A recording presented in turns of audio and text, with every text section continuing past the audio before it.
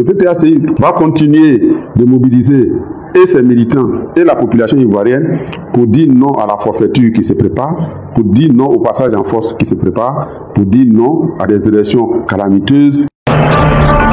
L'honorable Jean-Gervais Tcheidé, secrétaire général du Parti des peuples africains Côte d'Ivoire, PPACI, a effectué du 20 au 24 février 2025 une mission de remobilisation des militants PPACI dans la région du Cavali, à l'effet de mettre les troupes en ordre de bataille par rapport à la candidature de Laurent Gbagbo à la présidentielle prochaine. Au terme de son périple, le messager Emissi Dominici du président du PPACI, dans une interview, a fait le bilan de cette mission qu'il qualifie de coup d'envoi du combat démocratique que compte mener son parti en vue de la réinscription de Gbagbo sur la liste électorale, pour la refonte de la commission électorale, pour qu'elle soit réellement indépendante et pour une présidentielle inclusive et transparente.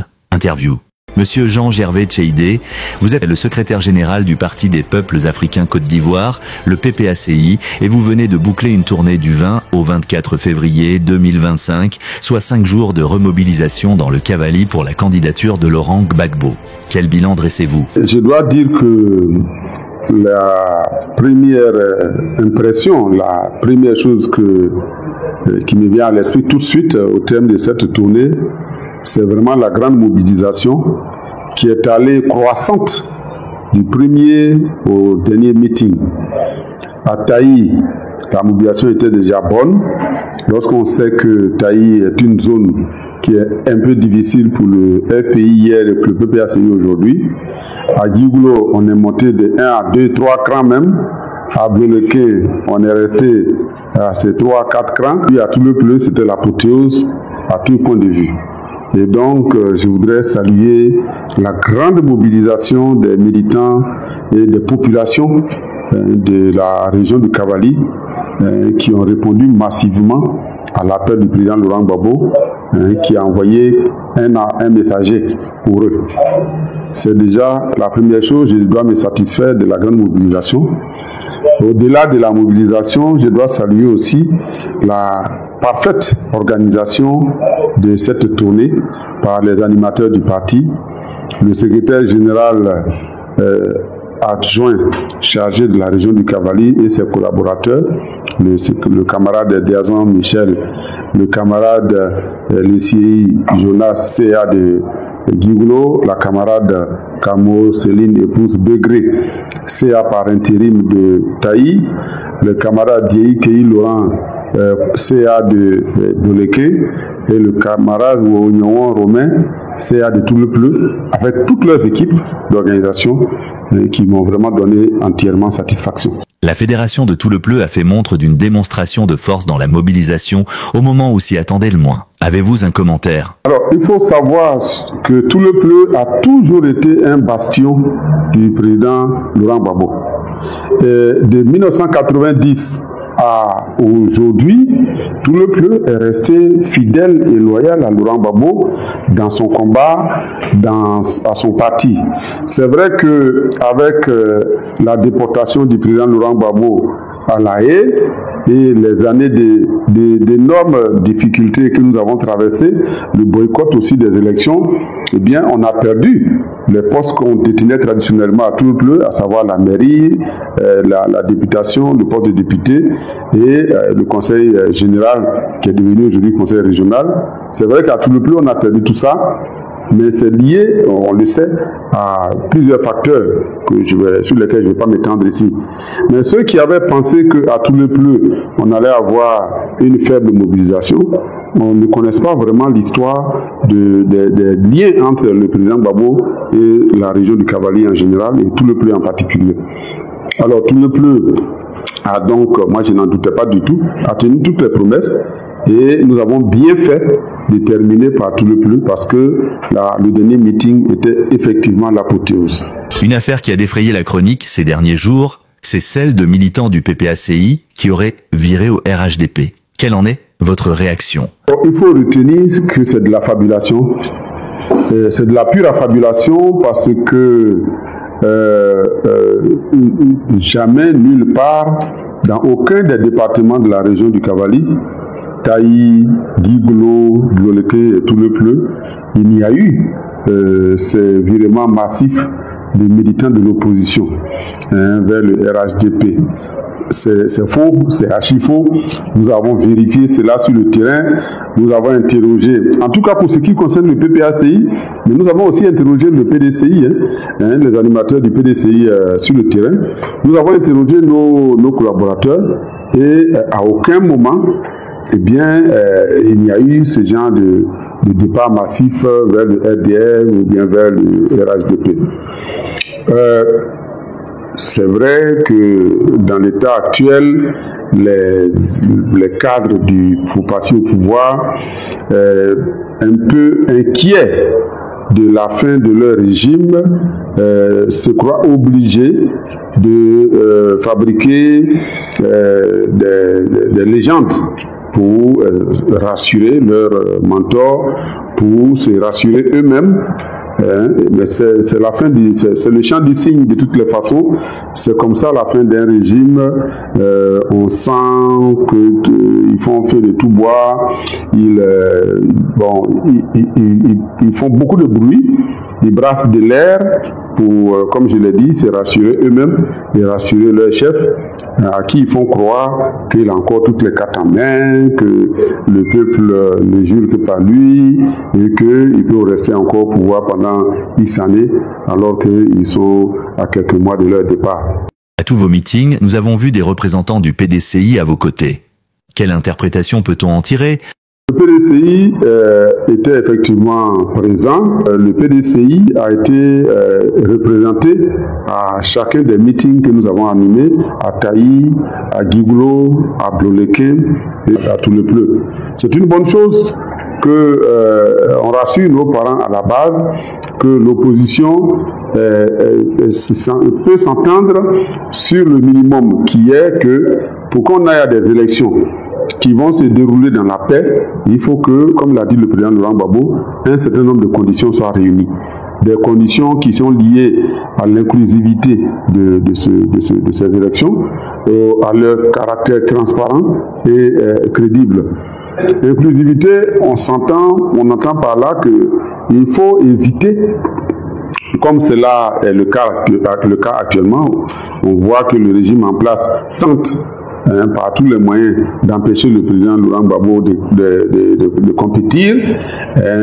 On le sait, par cette histoire de condamnation fallacieuse pour le radier de la liste électorale.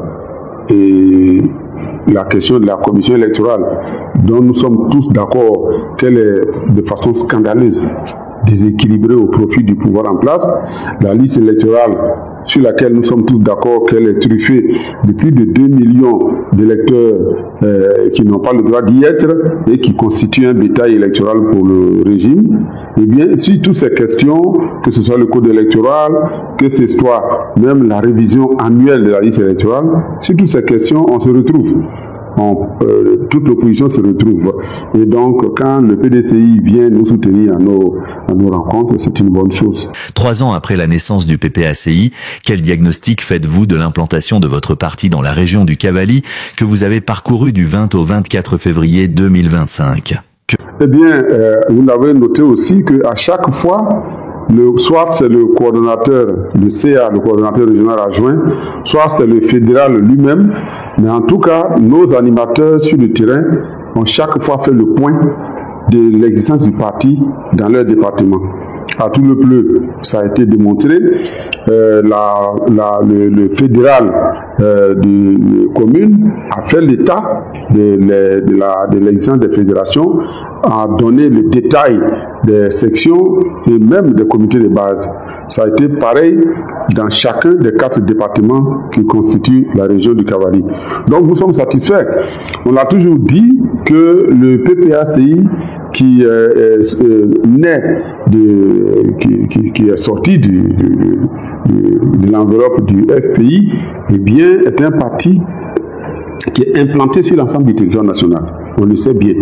Eh bien, nous avons voulu, par la procédure d'homologation par le comité de contrôle, nous assurer que les structures sont formellement installées.